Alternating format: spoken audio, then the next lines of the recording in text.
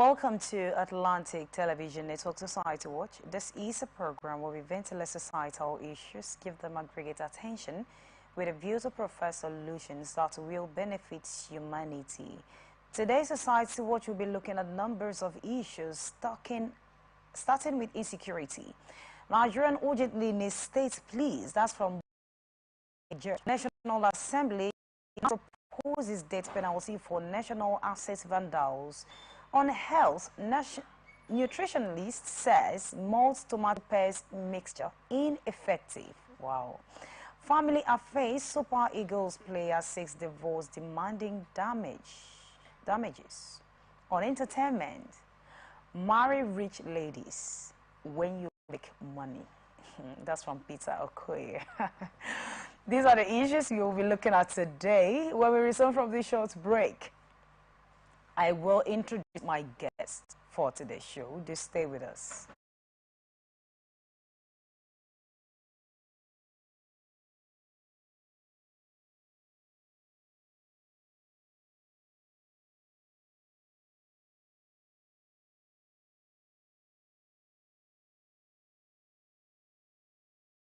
Corruption not in my country. I don't get a lot. Boy, they won't booga me small. They say, man, give them bribe. I say nothing. Okay, now, we'll go block later. You remember that contract we do that time now? They don't pay. But first, you see the house rent with the old things. We go first call caretaker, take the money, slap him. Beg, see, you know, say I get annual levy where they pay for club. Where me and boys they shark beer na house supposed pay that one. You remember say me I tell you I go buy you motor. I go buy na. Okay, they pay you money now. Where we don't they beg caretaker? Where would they beg landlord? Old man. And they agree give us time. Money can't come now. You won't divert time. You said now.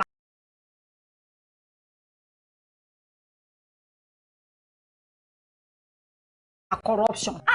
Corruption. Not in my house and not in my country. Sure? Sure. Corruption not in my country. This message is brought to you by the Akifadi Foundation, the MacArthur Foundation, and with broadcast support from Atlantic Television Network. Corruption not in my country. Kasali, I hope so my car don't ready. I get interview in 30 minutes. Okay, you don't ready. That's the last minute instruction where you give me yesterday. Now in the cost more instruction. Maybe now you say make I change the meter, make no need it.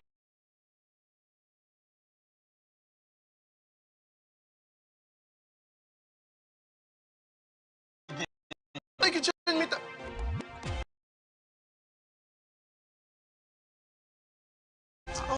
Oh, Kasali, why you do like order like this now? You don't get.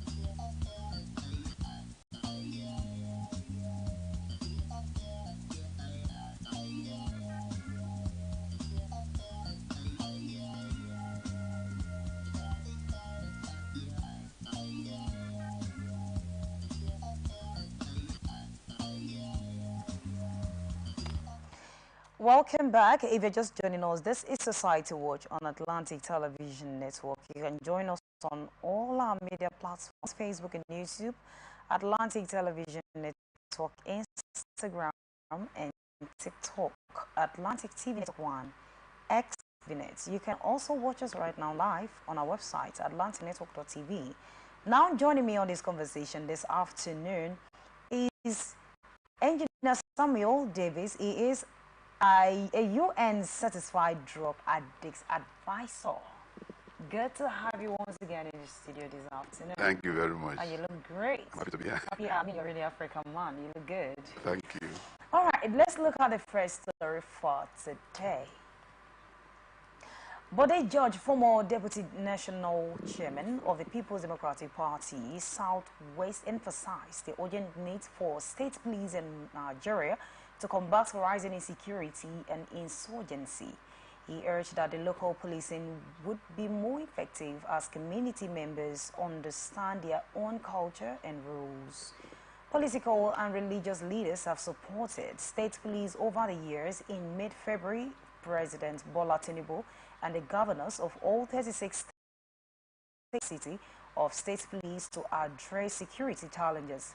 A month later, 16 governors submitted their support for state police and constitutional amendment to the National Economic Council, while the decision of the remaining 20 governors are still awaited. All right, but George is of opinion that bringing state policing will help to curb insecurity in our country, looking at the fact that, of course, we have limited workforce. Yesterday, we saw where they talked about that over 400,000 police security are not enough for 20 million Nigerians. And they're talking about state policing, looking at the fact that they know the rules and, of course, the regulations of the state, the culture of the state, and it will be easy for them to police. But so far, only 16 governors, I would say in support, because they have submitted, they've come up with evidence that indeed they've agreed on the state policing, but about 20 are still yet to do something about it. What do you think? Do you think that what the federal police could not do, that the state police would do better? Yes, the thinking behind this is that the local people know the local police. If you're looking for somebody in Rumola, the person who lives in Rumola knows the roads, the nooks and the crannies, and can easily lead you or guide you to discover areas you want to find people in. Also, the people know themselves. If we live in Port Harcourt and we have a situation where there are security issues in Port Harcourt, the people in Port Harcourt are more able to assist with that security issue than somebody you bring in from Sokoto. So the whole idea is, to me, a good one. It is good that we think this way, but then the issue also is implementation. We are very much aware that everybody everywhere in this country, or should I say most people everywhere in this country, are influenced by what they get in terms of money. Right and wrong, I have no proof, but it is said, sometimes they are even the problem. So if you have people working in acceptance of the principle that this is our place, this is our state, let us protect it, let us bring about the security we're all looking for, and they work with that state of mind, yes, I agree. It can happen. It will be a very good thing. Now, as for the 20 governors who have not made a submission, I want to think that maybe they're thinking about it. There are details. You know, when you say state police, the federal government is not going to pay. I don't think the federal government will pay them. Of course. So maybe the governors are considering logistics. What are they considering? Are they going to pay the whole? Is it the whole state that they will integrate into the police? Now, if we have a local state police force, it would mean that that state police force will be functional in every local government of the state. The River State Police Force cannot cross to Abia State to do anything, but in every part of River State, they will they should be in force. They may not necessarily take over or totally drive out the federal police.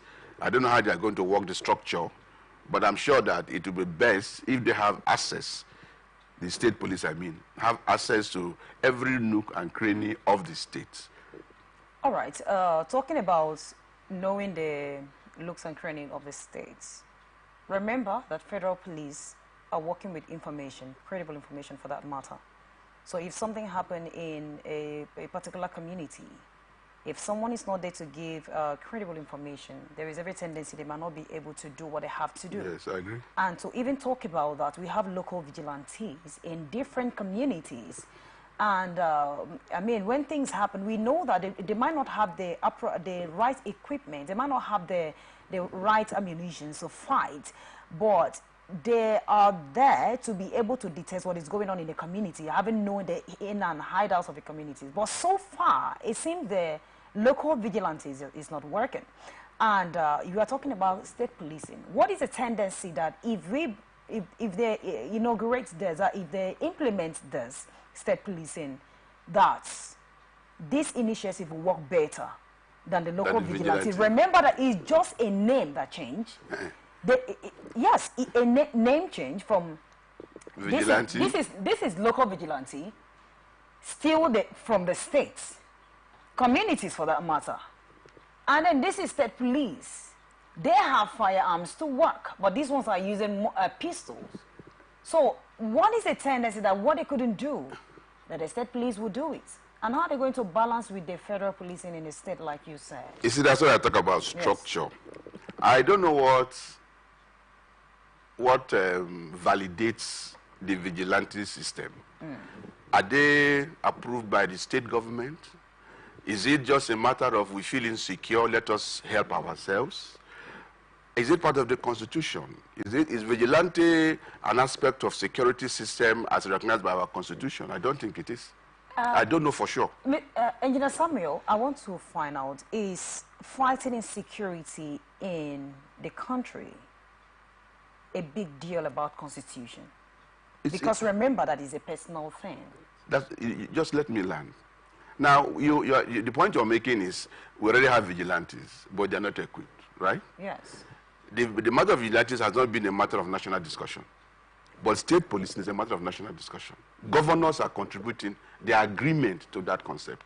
So if they do, then they are going to be a kind of authorization, a kind of validation, which will call for not only equipping them, but also supporting them to do what they will do, which the vigilante does not have. So it's not just that, okay, in this community we have vigilantes. Why do you want to bring police? The vigilante is a self-help thing. I agree with it, it's good. It provides security for the people now in the absence of security. I'm not saying scrap it. What I'm saying is that the federal police is a constitutional body. It's structured, the federal government supports it, they provide for it. A state police would be a state structure set up by the state and supported by the state and provided for by the state, which means they are going to have equipment, they are going to have everything that they need to work. Is setting up, is being from the federal government, being recognized by the federal government, that's I'm talking about security personnel, is that the tendency that these people will work effectively? Remember that there are some communities, there are some states in our country, they have particular groups they call, even though it's not being recognized by the federal government, some of those groups that help them secure themselves. When they mention their name, people get to fear more than even when they mention police. Yes, yes, yes. So that is what I'm saying. What is the tendency that because there is being constituted, that it will work, it will be more effective than, I mean, what we have on ground already? The people, I want to think that most of the people who are already in the vigilante system may end up being in the state police system. Why? Because they already have security experience. Okay. You're not going to bring people from another state to be in your state security, your state police. So whatever good, whatever experience that they have gained in vigilante work will be transferred into the state police system. Now, to employ someone to be in the police system, I'm sure the people who are involved will look for some qualities. So if you find out that this person has been available to his community, providing security at the risk of his life over 10, 5, 3 years, and now you have this system, state police system, I want to think that they will naturally gravitate. And now, also looking at the fact that insecurity is one of the biggest issue in our country today. And then we are talking about, and let's say the governors, Because at this moment, we do not really know what can work, but anything we place our hand on, we just implement it and see what can work, right? Yes. Because that's why whenever something happens, the governments, they will be like, we have done this, it's not working, let's look for another means. So this is another major, talking about state policing. So why do you think that the 20 governors remaining, why are they still dragging feet? Why are they not implementing this kind of thing? The same energy that, let's say that House of Assembly, the House of Representatives, put in implementing the old national anthem within a few seconds. Why are they not putting that in implementing this state policing? Because this has to do with insecurity and our country. We must get this. I think that the issue of the national, the anthem, is very minor compared to the issue of the state police. And that is why they are supposed to quickly act on it. Exactly. I agree. So why are they dragging feet? I agree, but it's logistics are involved. Money is involved. I'm not speaking for them. I'm not speaking for them. I'm just thinking that maybe they've not considered an issue yet. Okay. They may not have seen the seriousness in it yet. Maybe in their states they have a lot of vigilante groups that provide security, so they don't think that is a problem. But I'm just thinking that it may not take long for them to respond. Now so if they have enough vigilante I'm groups, just thinking. I'm not sure. I'm saying you're thinking. If they have enough vigilante groups in their states that are providing security for them, so why can't they just move them from local vigilantes to state police? But you have to first of all authorize state policing. So I mean, they're waiting for the 20. So why are they waiting? Again, my sister, I'm not speaking for them, but what I'm saying is, let us just say that there are issues that they are thinking about, because they have not disagreed. They have not disagreed with the principle of state policing. Yeah. It's just make your own submission on how you want it to run. You and I don't know the details of the submission the state governors make. So we don't even know the items they're supposed to account for in making their submissions. Okay. So that's why I'm saying that let us just think that logistics, they're thinking about, they're working on it, but they will submit, I'm very sure. It's a very good idea, I agree with you. All right. It's a very good idea. It's okay, let's look at the next story for today from National Assembly. National Assembly plans to introduce a bill imposing a death penalty for those found guilty of vandalizing national assets. According to the Senator Adamo Aliro, the bill targets the rampant vandalism of critical infrastructure such as power installations, railway tracks, and airport facilities. The legislation aims to deter such crimes through several severe penalties, including life.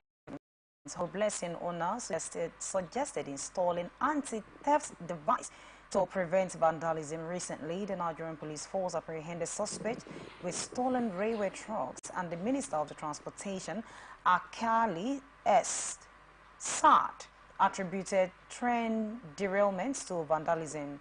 The ministry and Nigerian Railway Corporation are enhancing surveillance and security measures to protect infrastructure. Activists said that Nigerians are the ones doing Nigerians, like we are the ones doing ourselves. Let's put the leaders aside for now. You see that, let's just look at Port Harcourt.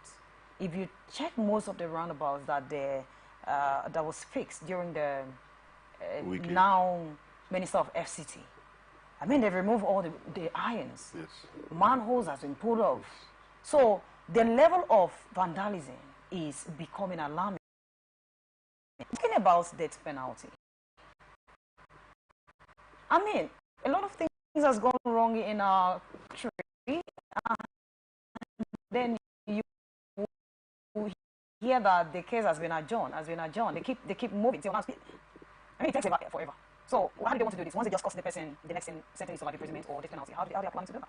And do you think it will help to actually minimize this level of vandalism? Yes, there can be policies, there can be things put on the ground that can prevent it. But is it a death penalty? When you talk about national assets, the story has talked about railway, airport, and all that. But I think that the national assets, our national assets, also includes our money. So those who are vandalizing our money, what do we do to them? We also kill all of them.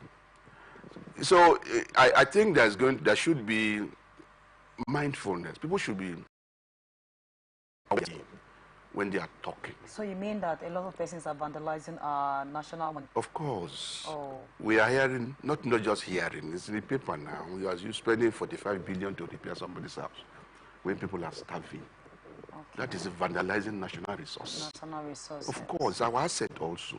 Okay. So I think the people in the House of Assembly should be more comprehensive in their discussion. If they're talking about damage to infrastructure, these are the things that we have, okay. But when they say national assets, it covers more than the railway buildings. They actually mention national assets, and then they also talk about the they mention those things.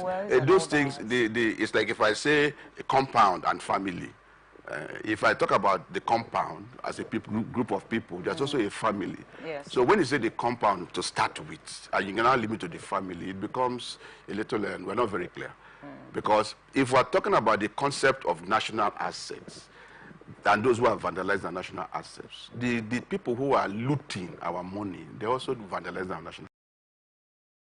Things that they mentioned, the railway, all that. I agree with you. They mention national assets too. Yes. And then, yeah, when you say let's come back, we are actually on it. Because they talked about that. They mentioned airport, they mentioned railway, yes, and all that thing. Those infrastructure I know are very, very critical. For example, when you tamper with the security system of the airport, you put a lot of lives at risk.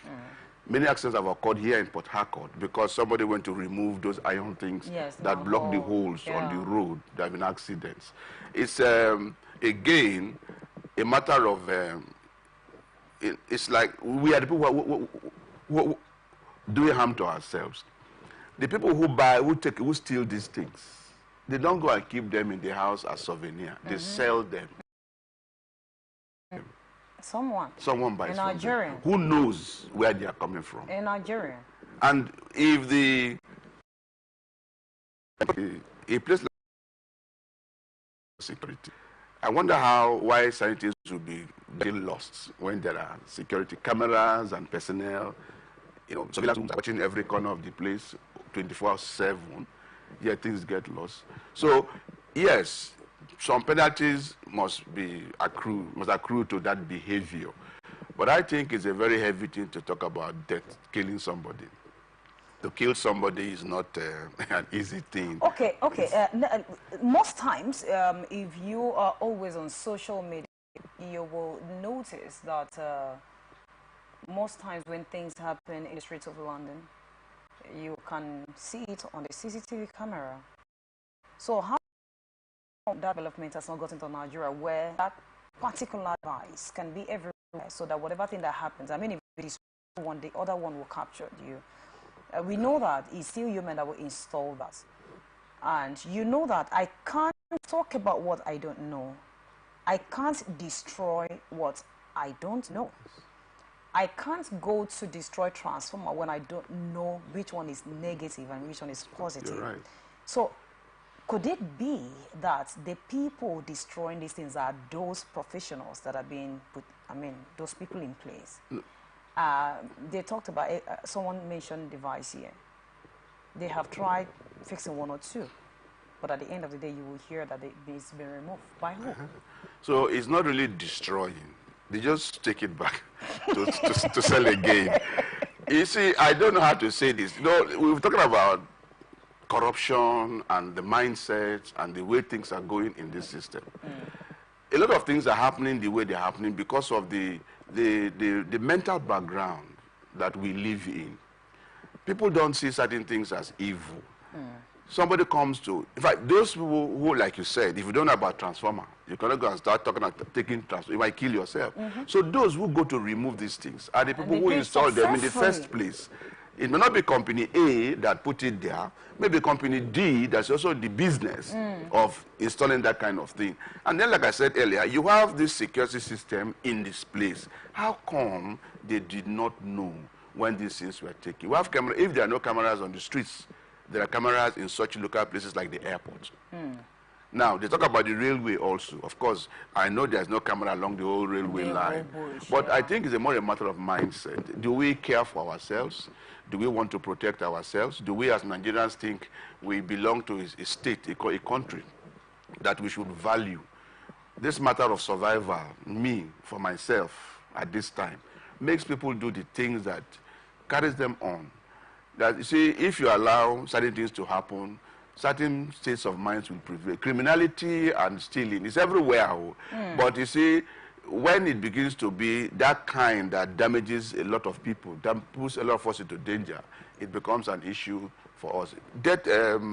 I don't think that death penalty will be the thing, but let them create strict laws that they will implement. Okay. It's not like you said, when they catch somebody now, because you know somebody who knows somebody, then it's delayed. The other day we were talking about SP Sini, who refused, who rejected bribe because he wanted it to the right thing to be done. Yeah, so if we have that kind of mindset and we set up the laws and we prosecute the laws, then I think it will be safer for all of us. Even this death penalty that they're talking about, they can put it up as a law and nobody dies because their friends are involved in stealing it. Nobody dies. Our courts, you know, even our constitution is trampled under feet. So what are we talking about?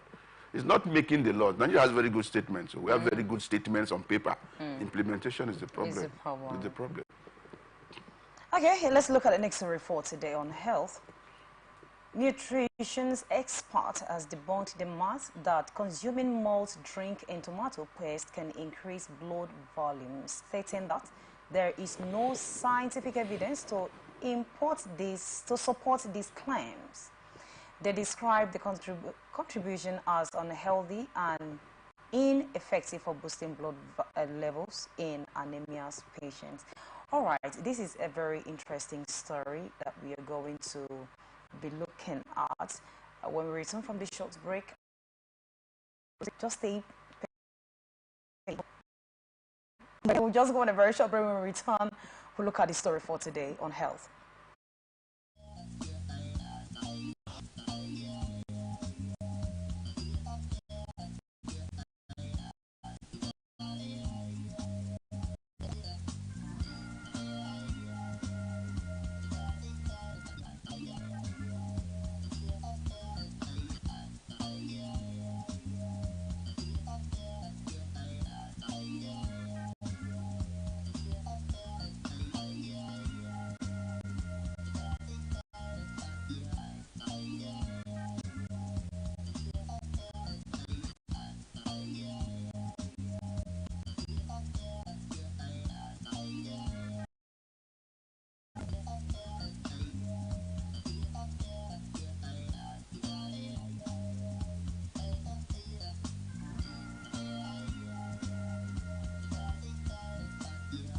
From the line across the ocean to the lands, through the Sahara, on sport news, live analysis, expert discussions on politics, business, social,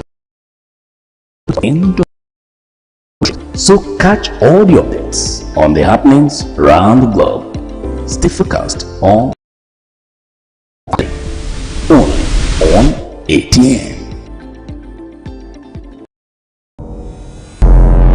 Every day our lives are changed. We are one people, all of us. Leaders, politics. Nobody's ambition is what I have fought a very firmly. Natural occurrence, war, and the world economy. I belong to everybody, and I belong to nobody. ATN covers it all on ATN Politics today.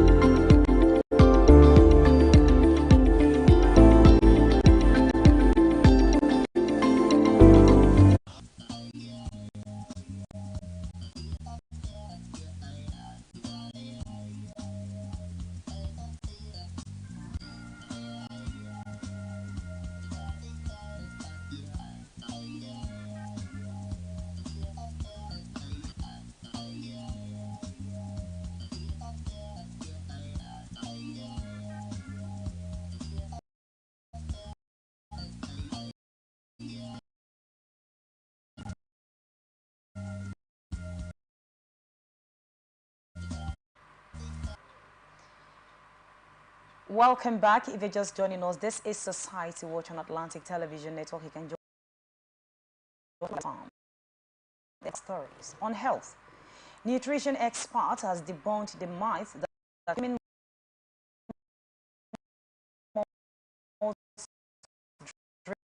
drinking tomato paste can increase blood volume. Stating there is no scientific evidence to support these claims. They describe the combination as unhealthy and ineffective for boosting blood level in anemia patients. According to the World Health Organization, anemia primarily affecting women and children is a significant public health issue, particularly in sub-Saharan Africa. Professor Beatrice Obumba from Obafemi Awolowo University explained that tomatoes do not contain iron, but rather vitamins like beta-carotene and vitamin C. Chief Detective Olusola Maloma added that the redness of tomato paste might mislead some to believe it contains iron. He emphasized that animal proteins such as meat and fish are better sources of iron for anemia. Both experts advise against using the malt and tomato paste combinations and recommended seeking medical advice and eating iron-rich foods and taking prescribed supplements. I know that I also believe this then until I read it today. Yeah, I mean, a lot of persons, the experts are saying from today you shouldn't do it again. That is okay. But what do you think? Did you ever believe such? Well, yes, we have all done it, I think. We have all, over time, done it, and even told people to do it, because until something is proven incorrect, we want. But I also want to say that this is 2024, and it's taken a long time for this information to come out. Considering how long we have been taking tomato and malt, it took so long for it to come out. But now they've told us. So we are going to do the supplement and see the doctors and all that. But I also want to add that there is this thing about the human spirit, this matter of faith. And I think that many have had victories over serious conditions. With more than tomato? Yes, because they believed that it was going to create the blood that they needed. And so maybe biologically tomato and malt cannot create it, but they must have worked up their system, and that belief has probably helped them to carry on. But I'm not saying it's scientific. I'm just saying that, yes, today we know it's not medically correct, it's not proper, but we don't learn before. Mine wasn't even about the blood aspect. I was told that when you take blood, I mean, so I know I've done that before, and the moment I took it, my mind just told me you have strength. Great. So I don't know whether it worked. I don't know whether it triggered something else, but I know I have strength. But now they're saying it's not okay. So this is a very serious information to people out there, because the moment one is going through this little anemia, the next thing is blood, tomato and malt. And maybe we don't even know if it is what is actually triggering some things that a lot of patients are in the hospital. And I'm looking at the fact that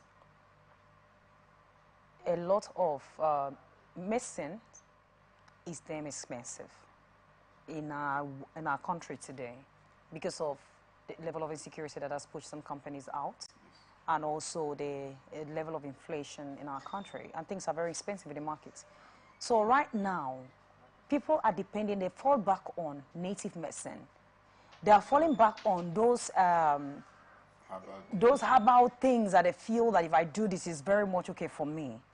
So, I mean, do you think this information is going to work out for them? Do you? Well, like I said, the scientific Professor Beatrice does not know what she says. She knows what she says. Okay. So I will take it that somebody who knows better has given me information. I will not live here and go and mix tomato and malt because I want blood. Okay. But malt itself alone, they say that it gives strength or something. Again, that's a big question. Well, I don't know about that. We are talking about it. They will try to that malt is not malt. I've seen a picture where they made a mineral orange drink, and there was no orange involved, it's all chemicals. Okay. So we don't know.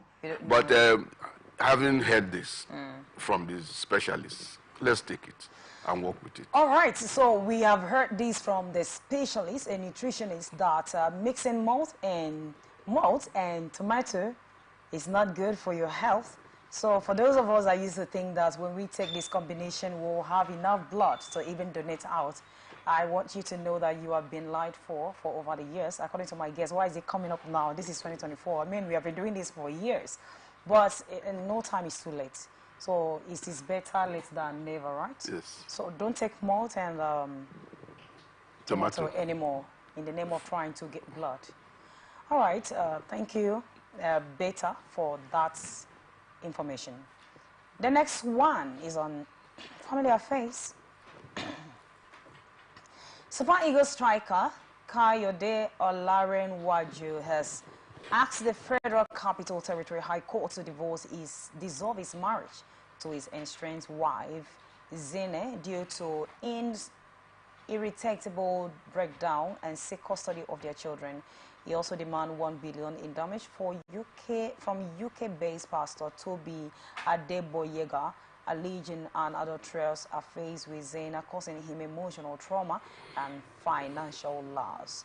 He said in a counter sue on March 2024, accusing Olarenjoa of unfounded allegation of infidelity and witchcraft and damaging her funds. In his cross petition filed on July 1st, 2024, Olarenwaju accused Zena of ongoing adultery and kidnapping their children, who were later rescued by DSS personnel. They also alleged that she undermined their joint business venture and neglected their children's well-being. The court will hear the case on September 24, 2024. A lot of celebrities are leaving their homes. I mean, they're separating, and you know that what we see on social media is actually very powerful these days. Makes more impact on the youth, and so far so many celebrities are tearing their homes apart because of infidelity and some issues that are not yet known to the public. But of course, people will always have something in mind to talk about. This is a footballer. If you've been following the story, you realize that this issue has come up, that the wife is having issues with the pastor, and I don't know why would it to have to be with the pastor.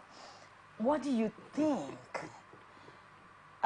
Is this as the issue of societal influence, or is this an issue of upbringing? Because I know that during your time, not that all of these things was not happening, but the problem was the fact that we didn't have all these platforms that everything can just be flying.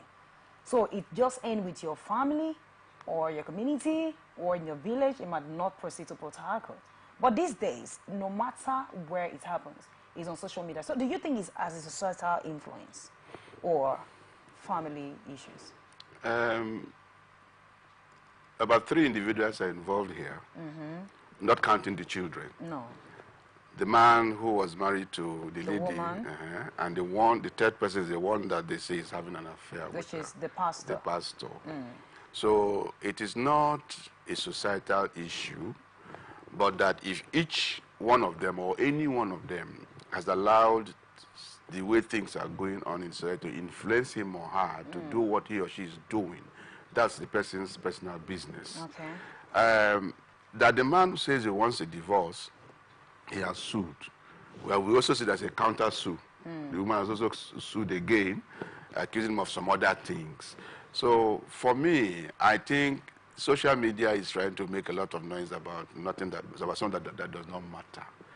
Let them take care of their business. When they got married and they were having the children and having the money, was it before a man and a woman gets to the point of marrying, they are taking some personal, private decisions. I like you, I love you, and all that. In fact, that they had a marriage was because they had a private, personal agreement, which they made public.